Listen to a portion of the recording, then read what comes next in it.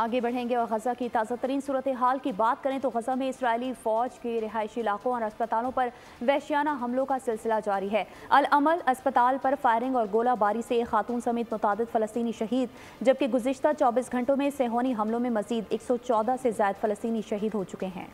गजा में इसराइली फ़िज़ाइया की बमबारी, सेहोनी फ़ौज की ज़्यादतियाँ और कार्रवाइयाँ। इसराइली ज़मीनी कार्रवाई में मकबूजा मगरबी किनारे के अस्कर पनाहगज़ीन कैंप से दर्जनों गिरफ्तारियाँ की गई हैं।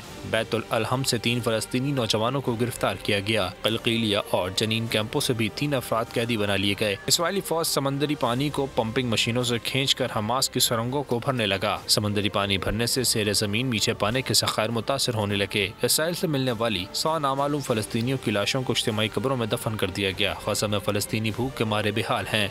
हमास के अल कसाम ब्रिगेड के हमले भी जारी हैं। इसराइल ने 3 फौजियों की हलाकत की तस्दीक की है। ज़मीनी कार्रवाई में अब तक 218 इसराइली फौजी मारे गए हैं, 1283 जख्मी हुए हैं। इजरायली वज़ीर-ए-आज़म नेतन्याहू की हठधर्मी, कहा है कि वो गजा से अपनी फौज नहीं निकालेंगे, न ही हजारों फ़लस्तीनी कैदियों को रिहा किया जाएगा। इसराइल ने गजा शहर से मज़ीद इनखला की धमकी भी दी है, जहाँ 88,000 फ़लस्तीनी मुकीम हैं। सब्सक्राइब करें और बेल दबाएं ताकि कोई खबर रह न जाए।